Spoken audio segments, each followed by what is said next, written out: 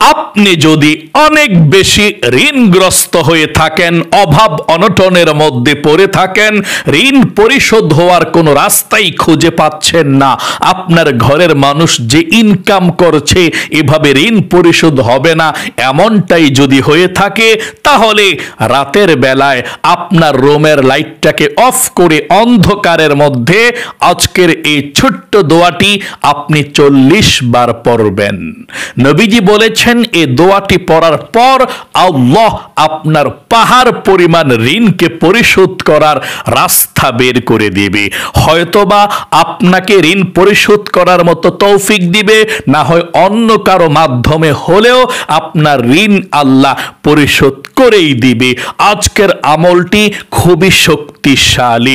আপনি গুপ্ত ধন পেয়েও হলে আপনি এই ঋণ পরিশোধ করতে পারবেন। আল্লাহ আপনার ঋণ রাখবে না, আপনার অভাব অনটন রাখবেই না, যদি আজকের এই শ্রেষ্ঠ আমলটি আপনি করতে পারেন।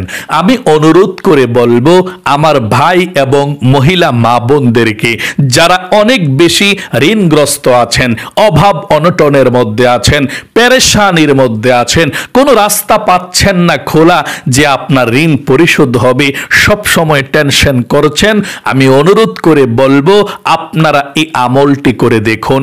আল্লাহ আপনাদের জন্য গায়বী রিজিক দিবে এবং ঋণ পরিশোধ হওয়ার রাস্তা আল্লাহ তাআলা গায়বীভাবে বের করে দেবে ইনশাআল্লাহ। আজকের আমলটি হচ্ছে দোয়াই ইউনুস দিয়ে আমলটি করতে হবে। দোয়াই ইউনুস এমন একটি ছোট্ট দোয়া, যেই দোয়া আপনি এই পেরেশানির মধ্যে থেকে, অভাব অনটনের মধ্যে থেকে পাঠ করলে আল্লাহ আপনার এই পেরেশানি, আল্লাহ আপনার এই মুসিবত, আল্লাহ আপনার এই অভাব অনটন দূর করে দেবে। দোয়া ইউনুস নামকরণ করা হয়েছে ইউনুস নবীজির নামে। ইউনুস নবীজিকে মাছের পেটের মধ্যে আল্লাহর হুকুমে নিয়ে গিয়েছিল। মাছের পেটের মধ্যে থেকে, এই মুসিবতের মধ্যে থেকে তিনি ইউসুফ নবী দোয়া ইউনুস পাঠ করেছিল। আল্লাহ তাআলা এই দোয়া ইউনুসের বরকতে আল্লাহ তাআলা এই মাছের পেট থেকে উদ্ধার করেছে বিপদ থেকে।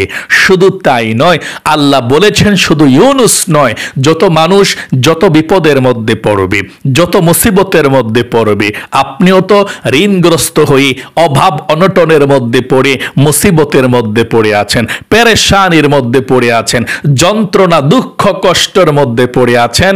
আল্লাহ বলেন যত দুঃখ কষ্ট মুসিবত যন্ত্রণার মধ্যে আমার বান্দা বান্দি থাকুক না কেন, যদি এই ছোট্ট দোয়া ইউনুসটি নিয়ম করে পড়তে পারে, তাহলে অবশ্যই আল্লাহ রাব্বুল আলামিন তার দুঃখ কষ্ট টেনশন আল্লাহ তাআলা দূর করে দেবে, তার সমস্ত হাজতগুলো আল্লাহ পূরণ করে দেবে। তাই আপনাদেরকে আমি বলবো গভীর মনোযোগ দিয়ে শুনবেন এই আমলটি কিভাবে করবেন।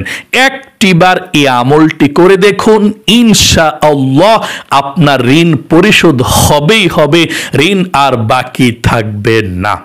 এই আমলটি আপনি রাতের বেলায় করতে হবে।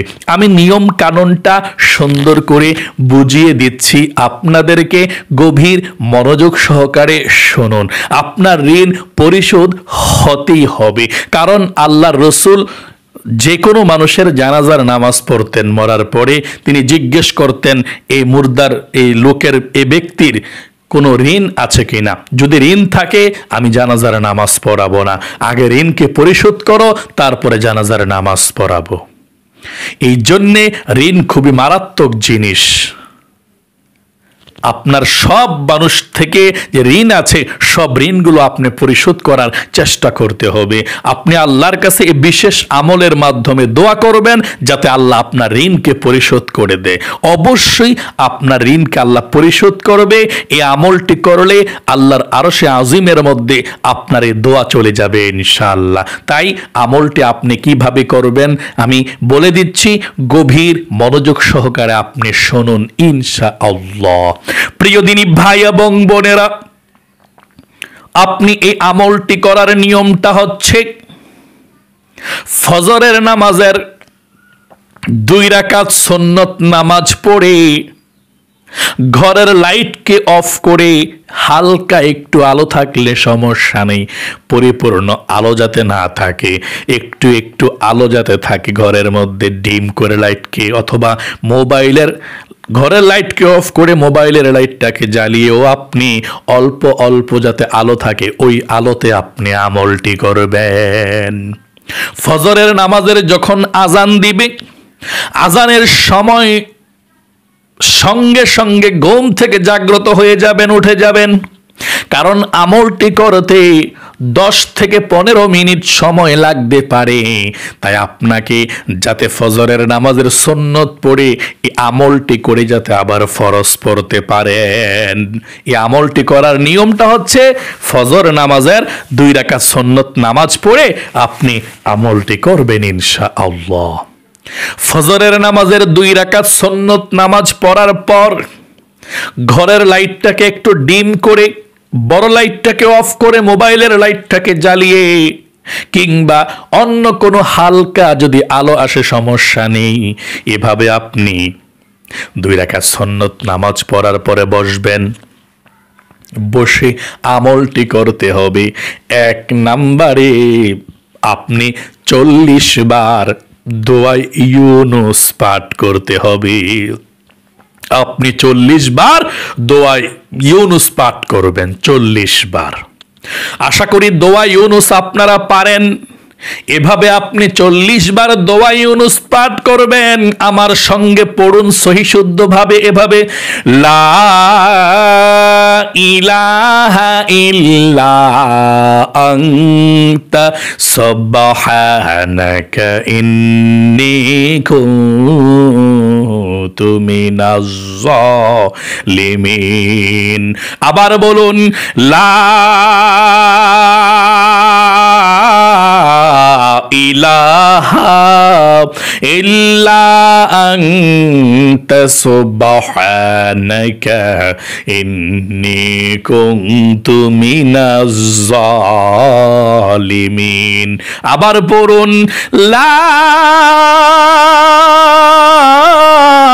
ইলাহা ইল্লা আনতা সুবহানাকা ইন্নী কুনতু মিনাজ জালিমিন।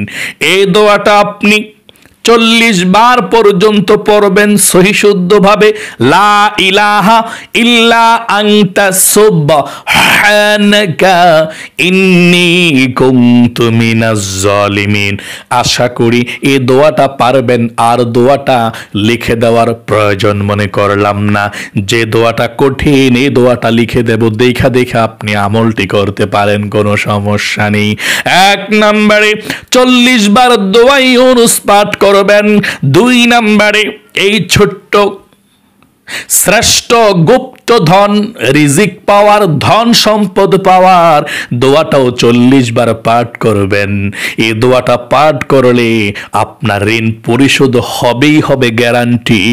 আপনাকে আল্লাহ যেই কোনো মাধ্যমে ঋণ পরিশোধ করে দিবে, হয়তোবা আপনার মাধ্যমে, না হয় আপনার ঘরের কারো মাধ্যমে, না হয় অন্য মানুষের মাধ্যমে, না হয় গুপ্ত ধনের মাধ্যমে। যাকে পাউয়া বলে মানুষ, ওই যে কলসি পায় স্বর্ণের, স্বর্ণের কত কিছু পায় মানুষ, ধনী হয়ে যায়। এভাবে হলেও আপনাকে আল্লাহ ধনী বানাবেই বানাবে, আপনার ঋণকে আল্লাহ পরিশোধ করবেই। এই দোয়াটা পাঠ করলে, এই দোয়াটা আমার সঙ্গে আপনারা পড়ুন, এবং স্ক্যানের মধ্যে দিয়ে দিচ্ছি বাংলাতে লিখে। এই দোয়াটা আপনি 40 বার পাঠ করবেন, আমার সঙ্গে সহি শুদ্ধভাবে পাঠ করুন। দেখে দেখে পাঠ করলেও চলবে, কোনো সমস্যা নাই। এই দোয়াটা, ইয়া হাইয়ু ইয়া কাইয়ুম লা ইলাহা ইল্লা আনতা বিরহমাতিকা আস্তাগীথ। আবার বলছি, ইয়া হাইয়ু ইয়া কাইয়ুম লা ইলাহা ইল্লা আনতা বিরহমাতিকা আস্তাগীথ। এই দোয়াটা আপনি 40 বার দেখে দেখে হলেও পাঠ করবেন ইনশাআল্লাহ। যদি মুখস্থ হয় মুখস্থ, না পারলে দেখে দেখে পাঠ করবেন ইনশাআল্লাহ। 3 নম্বরে আপনি ঋণ পরিশোধ হওয়ার শক্তিশালী দোয়াটা হযরতে আলী রাদিয়াল্লাহু তাআলা আনহুর সেই দোয়াটা নবীজির শেখানো, ঋণ পরিশোধ হবেই হবে গ্যারান্টি। এই দোয়াটাও আপনি পাঠ করবেন। এই দোয়াটা পাঠ করবেন শুধুমাত্র আপনি একবার পড়বেন। প্রথমে 1 নম্বরে 40 বার দোয়া ইউনুস, 2 নম্বরে 40 বার ইয়া হাইয়ু ইয়া কাইয়ুম লা ইলাহা ইল্লা আনতা বিরহমাতিকা আস্তাগীথ। 3 নম্বরে একবার পড়বেন এই ছোট্ট দোয়াটা, আমি স্ক্যানের মধ্যে দিয়ে দিচ্ছি ইনশাআল্লাহ। একবার এটা আল্লাহুম্মা কফিনি বিহালালিকা عن حرامك وأغنني بفضلك عما سواك। আবারও বলছি, এই দোয়াটা একবার পড়বেন, আল্লাহুম্মা কফিনি বিহালালিকা আন হারামিকা ওয়া আগনিনি বিফাদলিকা আম্মান সিওয়াক। তারপরে 4 নম্বরে আপনি দুরুদ শরীফ পাঠ করবেন 40 বার। শুধু এই দোয়াটা একবার। দুরুদ শরীফ কতবার? 40 বার। ছোট্ট দুরুদ শরীফটা সাল্লাল্লাহু আলাইহি ওয়াসাল্লাম, সাল্লাল্লাহু আলাইহি ওয়াসাল্লাম, সাল্লাল্লাহু আলাইহি ওয়াসাল্লাম, এভাবে 40 বার দুরুদ শরীফ পাঠ করে আল্লাহ রাব্বুল আলামিনের কাছে দোয়া করবেন। চোখের পানি ছেড়ে দিতে চেষ্টা করবেন। এভাবে আল্লাহর কাছে বলবেন, আল্লাহ গো, বড় মুসিবতের মধ্যে আছি, পেরেশানির মধ্যে আছি গো আল্লাহ, অভাব অনটন নিয়ে খুব যন্ত্রণার মধ্যে আছি। ও আল্লাহ, অভাব অনটন গুলোকে দূর করে দাও, ঋণকে আল্লাহ পরিশোধ করার ব্যবস্থা করে দাও। আল্লাহ ধন সম্পদ দাও, রিজিক দাও, অভাবকে দূর করে দাও। এভাবে আল্লাহ রাব্বুল আলামিনের কাছে দোয়া করবেন। সব দোয়া করার পর আপনি শেষে বলবেন, আল্লাহ নবীজির উসিলায় দোয়াকে কবুল ও মঞ্জুর করে নাও, আমিন বিরহমাতিকা ইয়া আরহামার রাহিমিন। মুনাজাতটা আপনি একটু ছোট করে ধরবেন, কারণ ফজরের নামাজের টাইমটা শর্ট থাকে। আপনি ফজরের নামাজের আজান যখন দিবে, আজানের পর থেকে আধা ঘন্টার মতো সময়টা থাকে হাতে। আপনি এই আমলটা করতে 10 থেকে 15 মিনিট লাগবে। যখন আজান দিবে ফজরের নামাজের সাথে সাথে উঠে যাবেন, উঠে যে আপনি সুন্নতরা পড়ে ফেলবেন। প্রথমে সুন্নতরা পড়ে ঘরটাকে একটু অন্ধকার রাখবেন, পরিপূর্ণ লাইট জ্বালিয়ে আলোকিত করবেন না, একটু অন্ধকার রেখে আপনি আমলটি করবেন। যদি মনে হয় যে লাইটটা অফ করে আপনি মোবাইলটা জ্বালিয়ে আপনি এভাবে আমলটা করবেন, হ্যাঁ করতে পারেন, কোনো সমস্যা নেই ইনশাআল্লাহ। অথবা লাইটটা অফ করে অন্য রুমের আলো একটু আসে, এভাবেও করতে পারেন, কোনো সমস্যা নেই। আর যে দোয়াগুলো, 2টা দোয়া একটু কঠিন, যেগুলো আমি ছোট্ট দোয়াগুলো স্ক্যানের মধ্যে লিখে দিয়েছি, আপনি দেখা পড়লেও চলবে ইনশাআল্লাহ। প্রিয় দিনী ভাই এবং মহিলা মা ও বোনেরা, আশা করি খুব সুন্দর করে আপনি বুঝতে পেরেছেন। আবার সংক্ষিপ্তভাবে বলে দিচ্ছি আপনাদেরকে। হ্যাঁ, ফজরের নামাজের 2 রাকাত সুন্নত নামাজ পড়ে বসবেন। বসার পর 1 নম্বরে 40 বার দোয়া ইউনুস পড়বেন। এই দোয়াটা লা ইলাহা ইল্লা আনতা সুবহানাকা ইন্নী কুনতু মিনাজ জালিমিন 40 বার। 2 নম্বরে 40 বার আপনি এই ছোট্ট দোয়াটি পড়বেন, ইয়া হাইয়ু ইয়া কাইয়ুম লা ইলাহা ইল্লা আনতা বিরহমাতিকা আস্তাগীথ 40 বার। এটা দেখা পড়লেও চলবে, না পারলে লিখে দিয়েছি। 3 নম্বরে আপনি সমস্ত ঋণ পরিশোধ হওয়ার শ্রেষ্ঠ দোয়াটি একবার পড়বেন এভাবে, আল্লাহুম্মা কফিনি বিহালালিকা আন হারামিকা ওয়া আগনিনি বিফাদলিকা আম্মান সিওয়াক। এটা দেখা পড়লেও চলবে, লিখে দিয়েছি স্ক্যানের মধ্যে একটু আগে। হ্যাঁ, এটা একবার। 4 নম্বরে আপনি দুরুদ শরীফ পাঠ করবেন 40 বার, সাল্লাল্লাহু আলাইহি ওয়াসাল্লাম, সাল্লাল্লাহু আলাইহি ওয়াসাল্লাম 40 বার। তারপর আল্লাহর কাছে আপনি দোয়া করবেন। ঋণ পরিশোধের জন্য ছোট্ট মোনাজাতটা করবেন, বেশি লম্বা মোনাজাতটা ধরবেন না। হ্যাঁ, আরেকটি কথা, আপনি এই দোয়াটি যে পাঠ করবেন, যদি মনের অজান্তে একবার বেশি পড়ে ফেলেন সমস্যা নেই, কম যাতে না হয়। যেটা 40 বার, 41 বার, 42 বার হলে সমস্যা নেই, তবে কম যাতে না হয়, কোনো সমস্যা নেই ইনশাল্লাহ। তাহলে আশা করি খুব সুন্দর করে আমলটি শিখতে পেরেছেন। এটি খুব পাওয়ারফুল আমল, আপনার ঋণ আল্লাহ পরিশোধ করবেই করবে এই আমলটি করলে ইনশাল্লাহ। যত বড় ঋণগ্রস্ত মানুষ এই আমল করেছে তো তারাই ঋণকে পরিশোধ আল্লাহ করে দিয়েছে। যেই কোনো মাধ্যমে আল্লাহ পরিশোধ করবেই করবে, এরকম বিশ্বাস, এরকম ইয়াকিন নিয়ে আপনি যদি এই আমলটি করতে পারেন, আল্লাহর কসম করে বলছি, যতজন মন থেকে ইয়াকিন সহকারে এই আমলটি করেছে তারাই উপকৃত হয়েছে। আল্লাহ তাদেরকে যেই কোনো ভাবে আল্লাহ ঋণ পরিশোধ করিয়েছে।